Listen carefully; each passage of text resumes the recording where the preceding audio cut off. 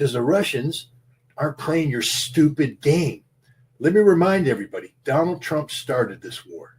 He tries to blame it on Joe Biden, but Donald Trump started this war. All of the policies that are in place that led to the events of February 2022 were put in place by Donald J. Trump. And the Russians know this. Now, the Russians, of course, being the mature, diplomatic, mature nation that they are, will have the door open to diplomacy. And it's better for Russia to talk to the United States than not talk. And so no matter how unpredictable and outrageous Donald Trump is, come on, even outrageous. What do you think the Russians think about Donald Trump's leaked 2024 campaign where he told Vladimir Putin that I will bomb the you-know-what, bovine excrement out of Moscow if Putin moves into Kiev? A, the statement was never made. So Donald Trump's a liar, and the Russians are just like, who is this man-child? And that's how they're treating this. What threat is here? The threat of sanctions, I already told you, that will never come to play. First of all, Russia could care less about sanctions, and the big partners out there, they're not gonna yield either, because that's the end of them. That's the end of them as being relevant. And if they come together, their combined impact on the American economy, Trump will never do this. He'll never pull the trigger on this. So the first thing we have to recognize is that this solidifies the reality that Donald Trump doesn't give a damn about peace or a damn about lives in Ukraine. So let's stop the fiction. You had Scott Jennings, the Republican apologist on CNN, out there saying, Donald Trump, he's the only one out there that when he talks about war and peace, it's peace first, peace, then war. I'm like, no, it's not, you idiot. Donald Trump doesn't know what he wants, in terms of geopolitical alignments. Donald Trump wants his ego massaged. Donald Trump wants to be seen as somebody who matters, somebody who counts. But when it comes to Ukraine and Russia, given the posture he's taken, he doesn't matter and he doesn't count. And Ryabkov made this point clear. There will be no ultimatums. And what Trump is doing is an ultimatum. It's a joke. 50 days? What, the Russians are supposed to go out and buy diapers because they have to change their diapers every day because of fear of Donald Trump's 50-day statement? Sanctions? You're going to sanction Russia? I guess they're talking about sanctioning the supporters of Russia who buy the Russian energy and the Russian oil, do trade with Russia. Let's see, China. I think Trump just fixed the biggest mistake he ever made about China, which was to impose sanctions on tariffs on China in April. China didn't blink. Have you filed out the appropriate forms to 3D print? Okay, sign it here, sign it there. 3D printer's down. It's broken right now. We don't have time to fit. Anybody who's been in the U.S. military knows what's going to happen. That ain't going to happen. Meanwhile, the Russians and the Ukrainians got 3D printers right there at the front lines, printing stuff out, cranking it out. There ain't no sergeant major there checking things off. They're just doing it. They're doing it. There's a kid sitting there pulling out without anybody over his shoulders, doing the modifications necessary. And he put in his own little modification because he called the guy at the front and said, hey, they're doing this. So he did it. He didn't get permission from anybody to do that. He just did it, delivered the drone, bam, on a tank, destroyed it. Next one came in, got jammed. He came in, fixed it up on his own, didn't get anybody's permission, and did it. That's how you get drone dominance. That's what the Russians are doing. That's what the Ukrainians are doing. They're pretty good at it too.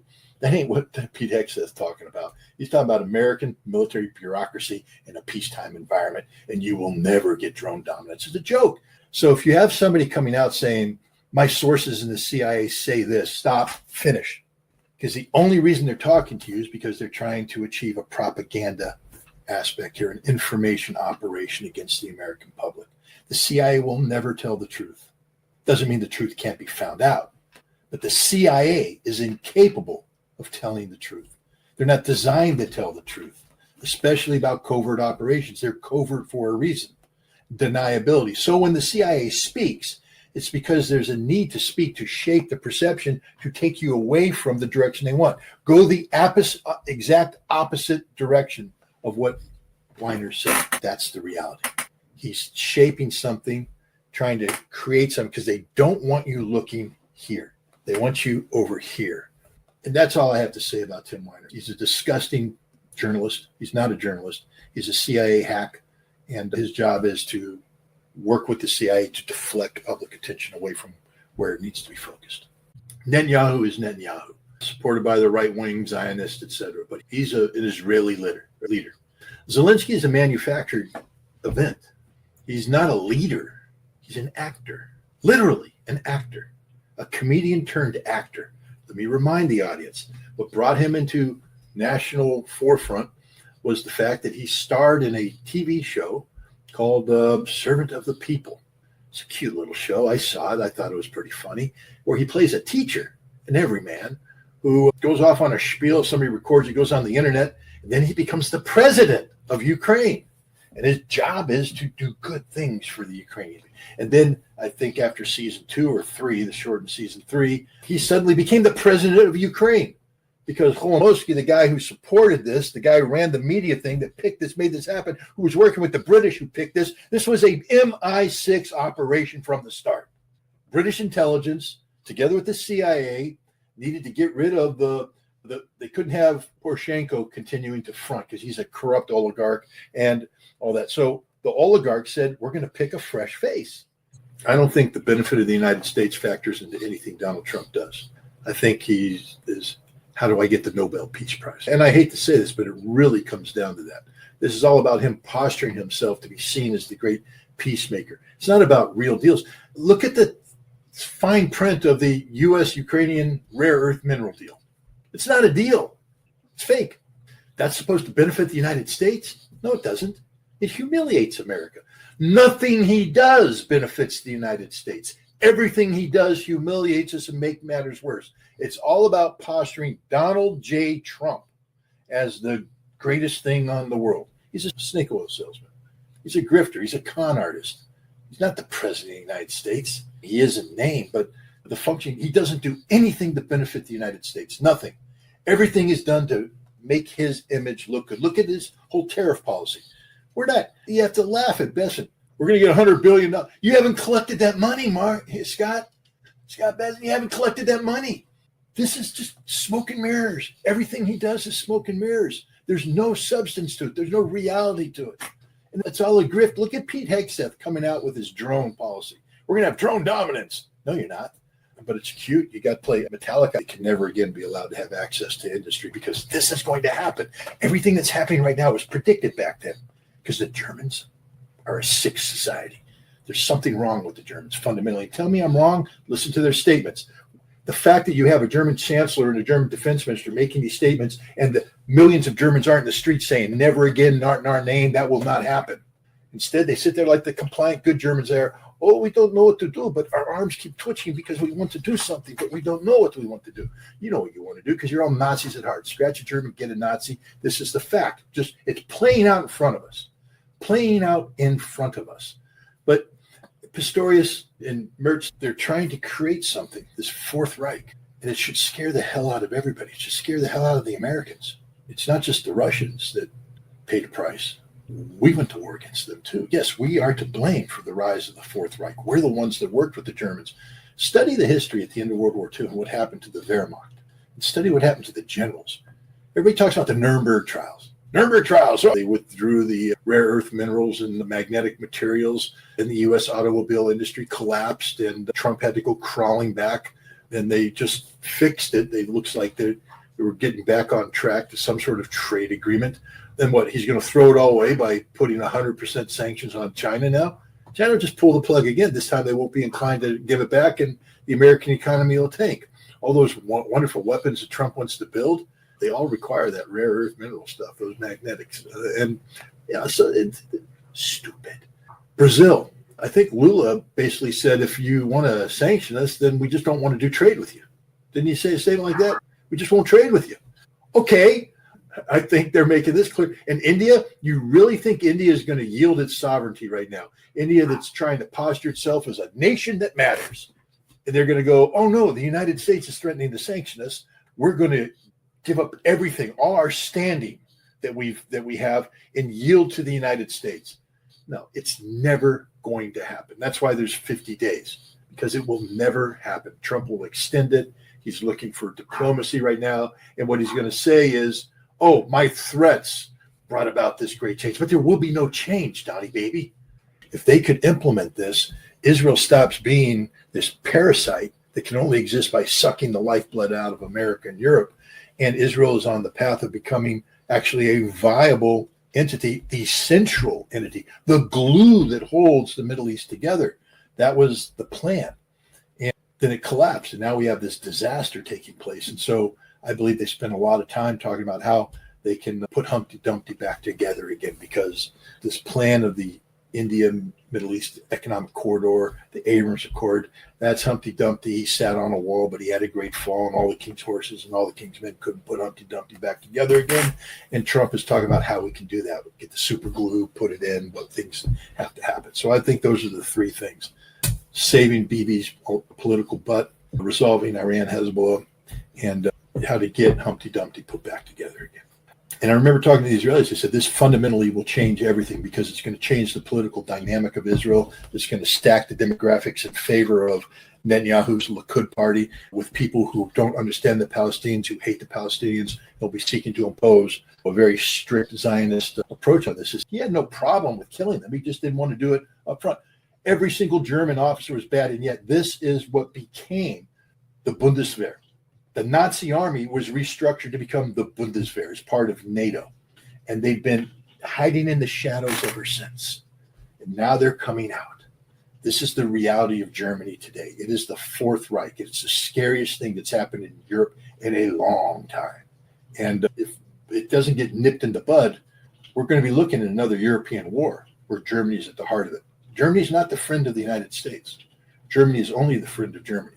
That's something people need to pay close attention to going forward. Germany is the threat. I think Metallica got mad that you played Enter the Sandman. They didn't like that, so you had to change the video. But it was cool for a while, because it took you back to the day when you were a young, hard-charging Army officer, when you played that heavy metal to lift weights, because you lift a lot of weights, Pete. I've seen you out there, baby, doing the push-ups, the rucksack. You are a stud. So you'll play Metallica and you sit there and you read from a script. You're not too good at reading, though, are you? Because you spend a lot of time lifting weights, not too much time working the brain. But then the drone flies in, flown by some guy over there, and it delivers a piece of paper. And you take it. This is drone dominance. Holy cow, did you see it? A drone flew to him and gave him a piece of paper. Then he signed it. What did he sign? Nothing. The whole purpose of that was to generate the stock prices of a couple defense industries involved in the blue list.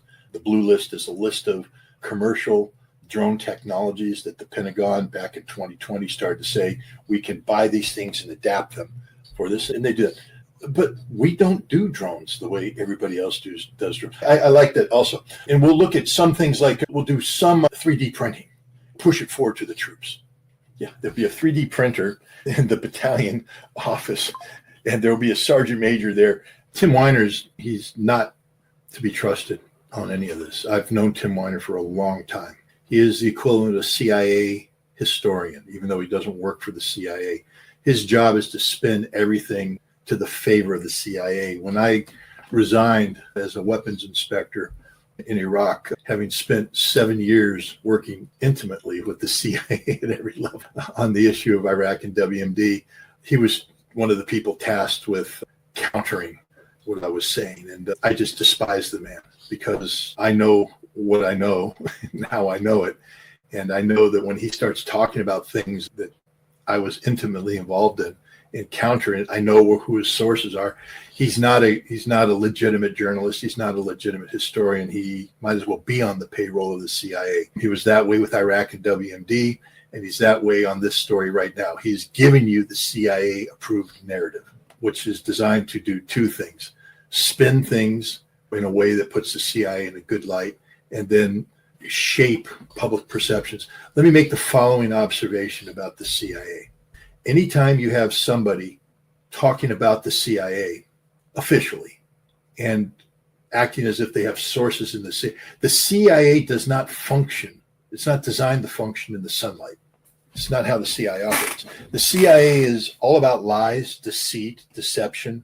Hell, you had Mike Pompeo brag about it, if you remember, when he was the director of the CIA.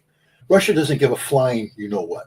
Okay, you're manifesting yourself as a threat. We therefore shall now reallocate the resources necessary to deal with the threat.